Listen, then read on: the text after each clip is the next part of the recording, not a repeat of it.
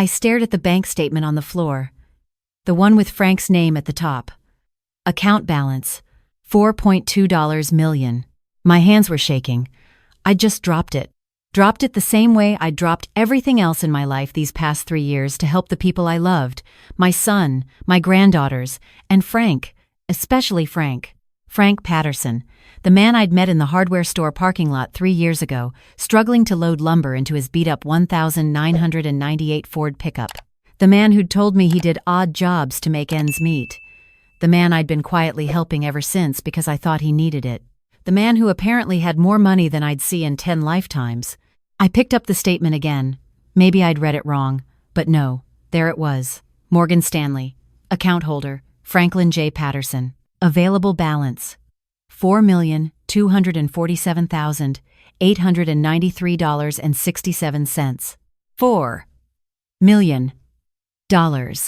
I sat down on his couch, the same worn couch he'd told me was from a garage sale. The couch in the small rental house he said was all he could afford on his handyman income and small Social Security check. How had I even found this?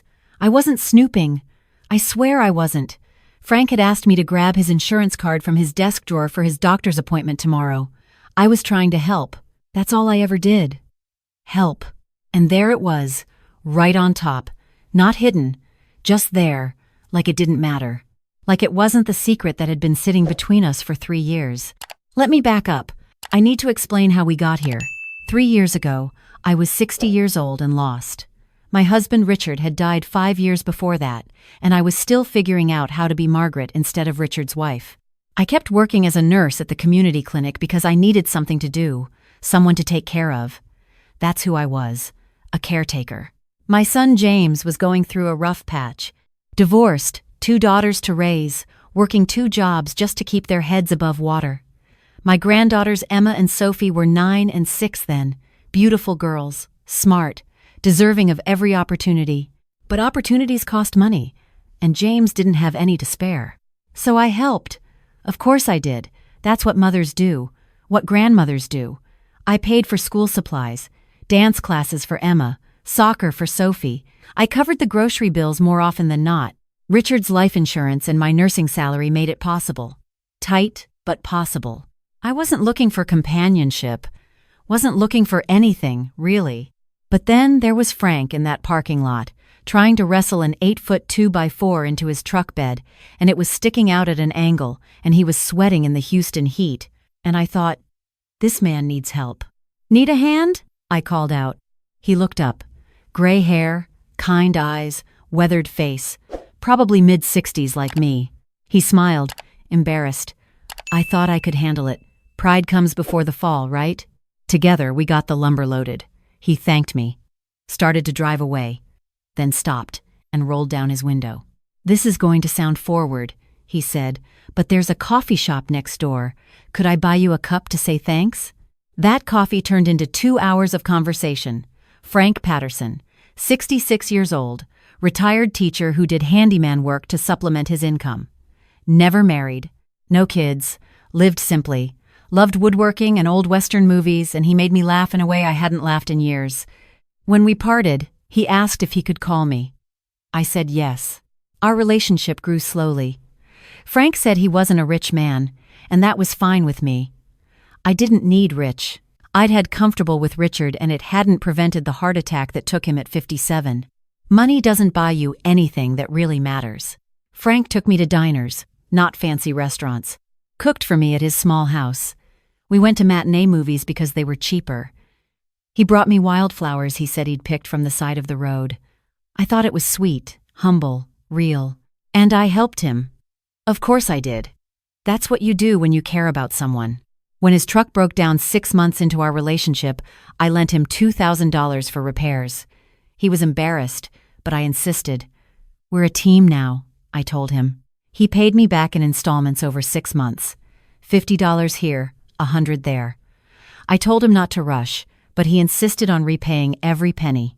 When he said he couldn't afford new tools for a big job, I bought them. $400 at Home Depot.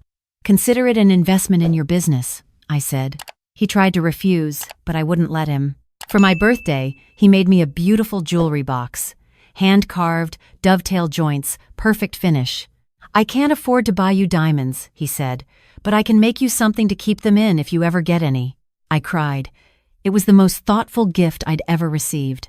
Around the 1-year mark, James's situation got worse. His ex-wife stopped paying child support. Emma needed braces. The roof on James's house started leaking. I was stretched thin, but I was making it work. I picked up extra shifts at the clinic, canceled the cable, cut back on everything I could.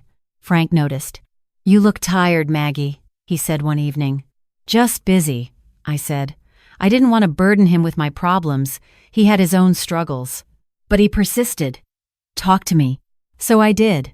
Told him about James, about the girls, about trying to help them stay afloat while keeping myself above water.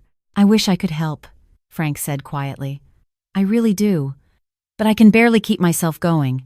"I know," I said. "It's not your responsibility anyway. They're my family, but you're my family now too," he said. And he held my hand. He helped in other ways. Ways that didn't cost money. He fixed James's roof. Taught Emma how to change a tire. Built Sophie a bookshelf for her room. He gave his time, his skills, his presence. And that mattered more than money anyway, right? My friends started asking questions. "3 years, Maggie?" my friend Linda said over lunch. "And he's still getting by doing odd jobs?" "He's a teacher's pension," I said defensively. "Those aren't much. But you're supporting him? Taking him out, buying him things?" "I'm not supporting him. I'm just helping occasionally." "Maggie." Linda put down her fork. "You're working extra shifts so you can help your son and help Frank. When do you help yourself?" "I'm fine." "Are you? When's the last time you did something just for you?" I couldn't remember, but I loved Frank. That was real. The way he looked at me. The way he listened. The way he remembered little things, like how I took my coffee or my favorite old movie. Money couldn't buy that kind of attention, that kind of care. Then came last month. Emma turned 12. She'd worked so hard in school, all A's. She'd been accepted into a gifted program at a private school, full scholarship, but there were fees. Activity fees. Uniform costs. Lab fees. Supply fees. All the things the scholarship didn't cover. $3,000. James called me, voice tight. "Mom, I don't know what to do. I can't come up with $3,000. But this opportunity for Emma, it could change her life." "I'll figure something out," I told him. But I was tapped out. The clinic hours weren't enough. I'd already pulled from my savings to help with the braces and the roof and a dozen other things. That night, I sat at my kitchen table, calculator in hand, bills spread out in front of me. I could take out a loan against the house, or cash in part of Richard's life insurance policy, though I'd been saving that for true emergencies. Frank came over with dinner. Meatloaf and mashed potatoes. Simple and perfect. He saw my face. "What's wrong?" I told him. About Emma, about the school, about the $3,000 I didn't have. He sat down across from me. "I wish I had it to give you, Maggie. I really do. That girl deserves every opportunity." "I know. It's not your problem. It kills me," he said quietly, "that I can't help the people I love when they need it." I reached across and squeezed his hand. "You help by being here. That's enough." But it wasn't, was it? Because 2 weeks later, I took out a loan. 15% interest, $500 monthly payments I couldn't really afford. But Emma got to go to that school. Frank kept coming around, kept being supportive, kept bringing me wildflowers and cooking simple meals and making me laugh on the hard days. Last week, he mentioned his doctor's appointment. "Annual checkup," he said. "Getting old, got to keep tabs on everything." "Do you need a ride?" I asked. No, I can drive myself." "Do you have your insurance card?" He looked embarrassed. "Actually, I'm not sure where it is." "Frank, you can't go without it." I know. I'll find it." This morning, he called. "Maggie? I hate to ask, but could you stop by? I've torn the house apart looking for that insurance card. I thought maybe you could help look. You're better at organizing than I am." Of course I went. That's what you do. He wasn't home when I arrived. There was a note on the door. Went to get oil changed. Couldn't wait any longer. Checked the desk drawer in the bedroom. "You're a lifesaver. Back in an hour. X10 today." The bedroom. His desk. Middle drawer. I opened it. There, right on top, was the insurance card. I grabbed it. That's when I saw the bank statement underneath. Morgan Stanley. I shouldn't have looked. I know I shouldn't have. But something about that name, Morgan Stanley, made me pause. That wasn't a regular bank. That was an investment firm. I pulled it out. And that's when my world tilted. Account balance, $4,247,893.67. I stood there in his bedroom, the statement in my shaking hands, and everything started clicking into place. The beat-up truck that he said he couldn't afford to replace, he could buy 10 new trucks without making a dent. The small rental house, he could buy a mansion, buy several mansions. The odd jobs he said he needed for income. He didn't need them at all. The $2,000 for truck repairs that he'd paid back so carefully. He could have paid it back in an hour. Could have paid it back 100 times over. The tools I'd bought him, the dinners I'd paid for, the movie tickets, the gas money I'd slipped him. All the times I'd worked extra shifts, worn myself out, stretched myself thin. All the times I'd said, "It's fine, I'll figure it out," while he nodded sympathetically and said he wished he could help. And he could have helped.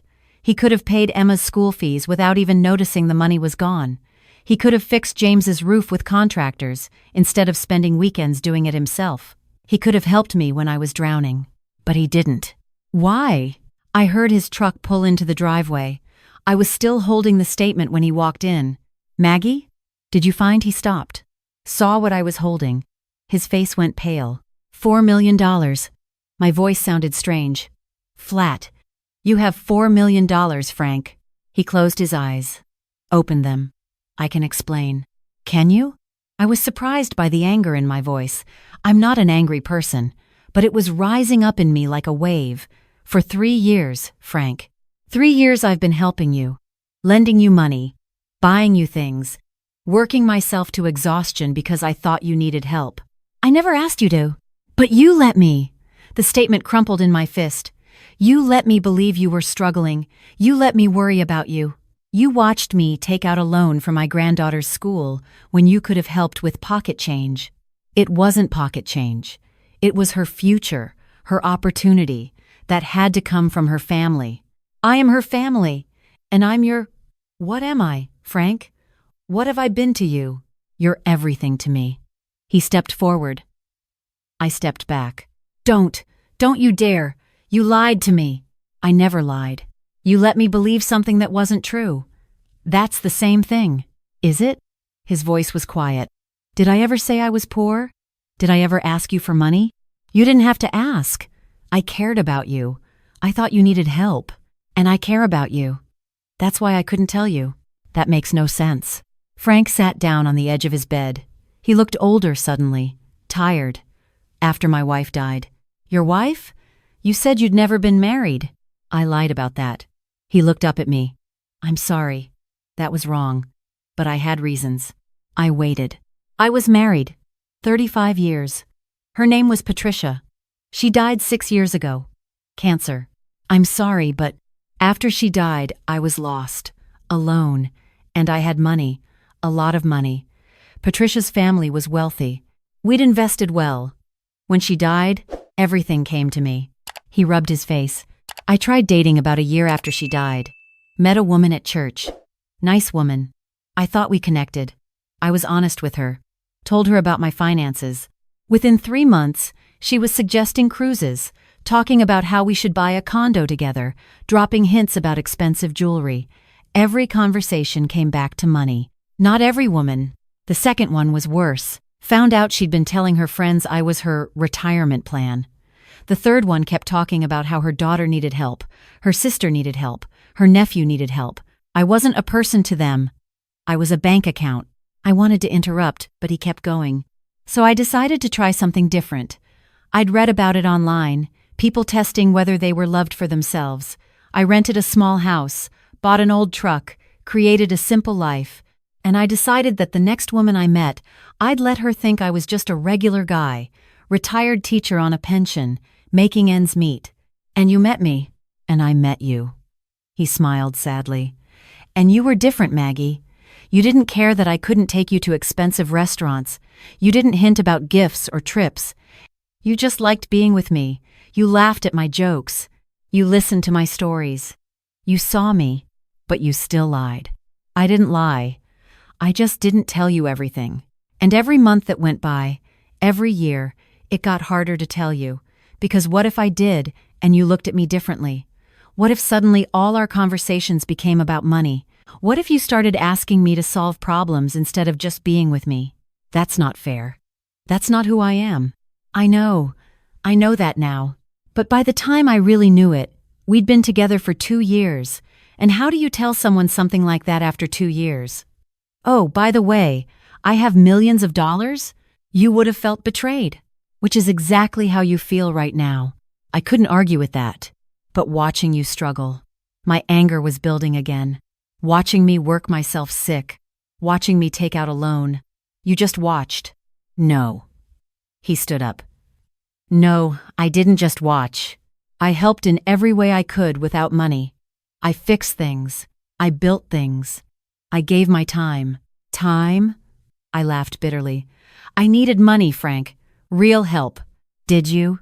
Did you really? Yes. Or did you need to feel needed?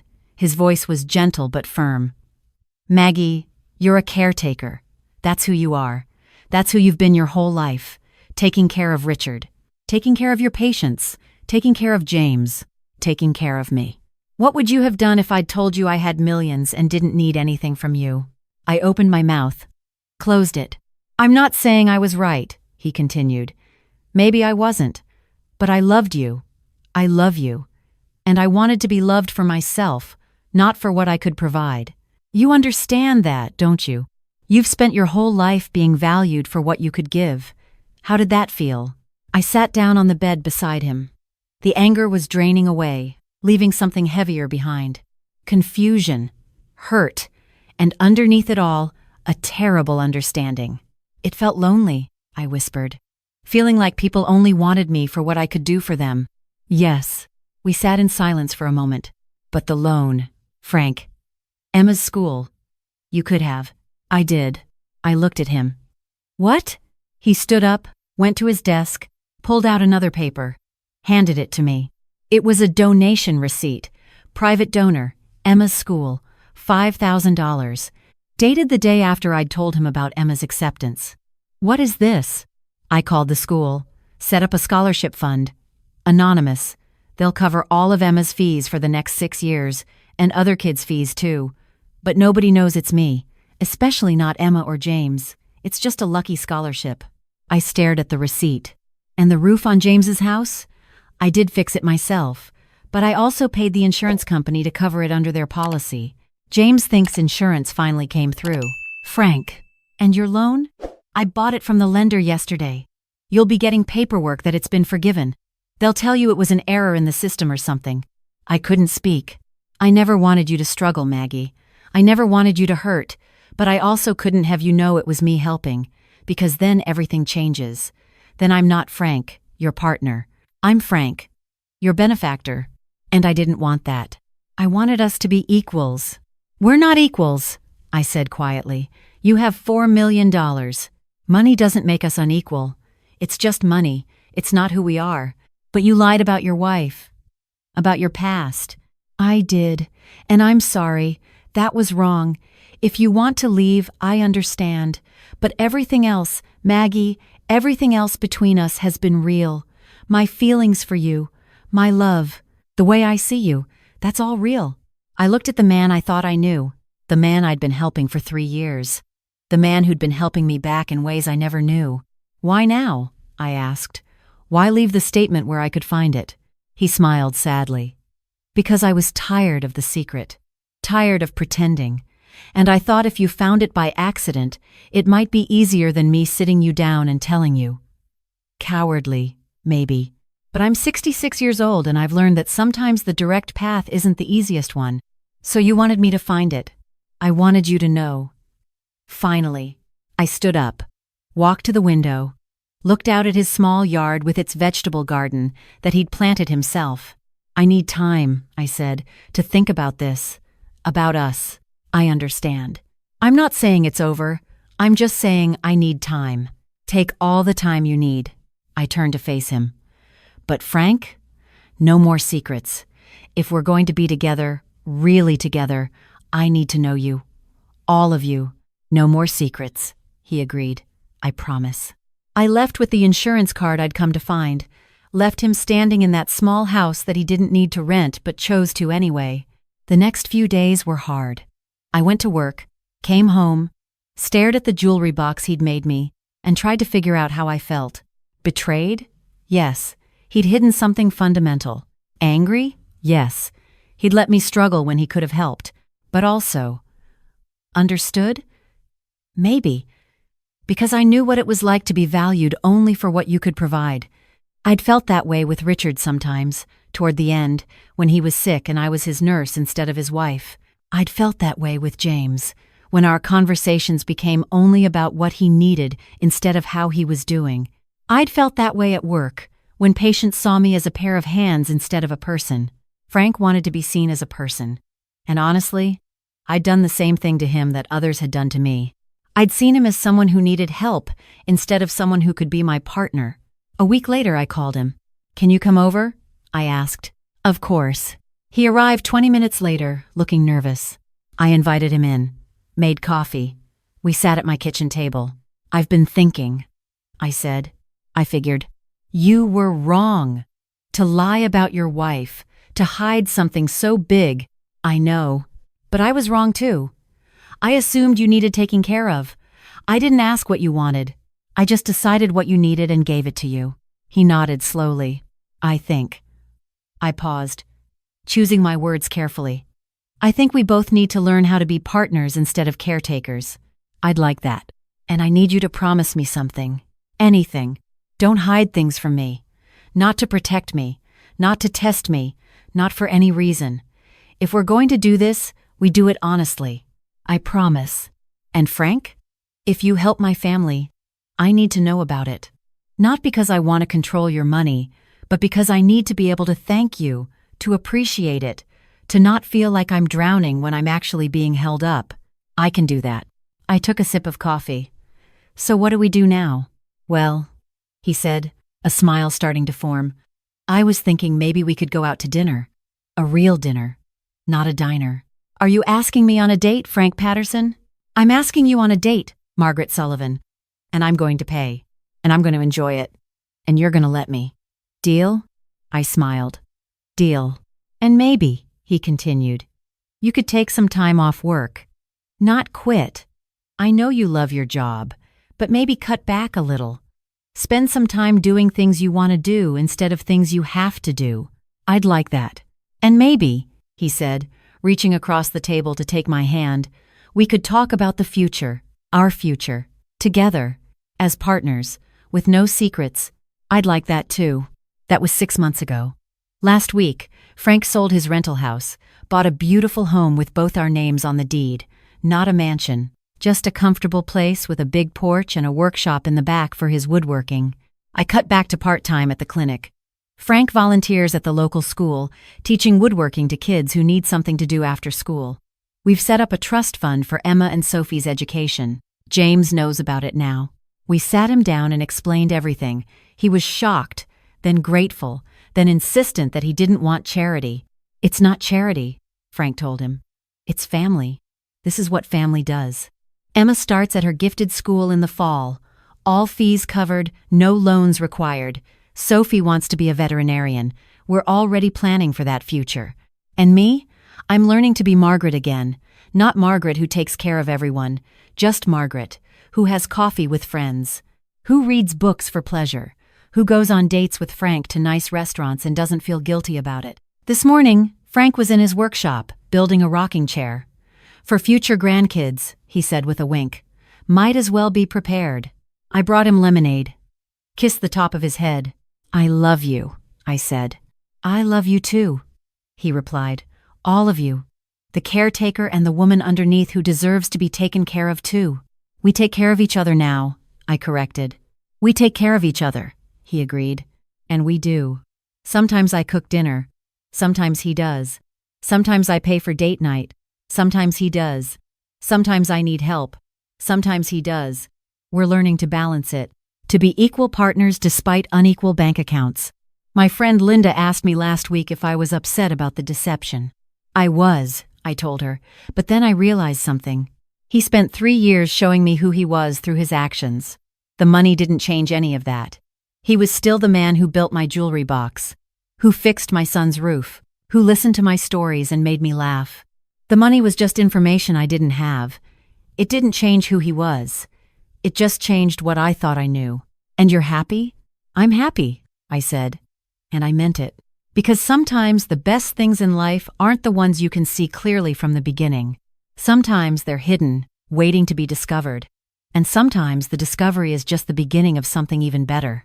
Sometimes love is messy and complicated and full of secrets that need to be revealed in their own time.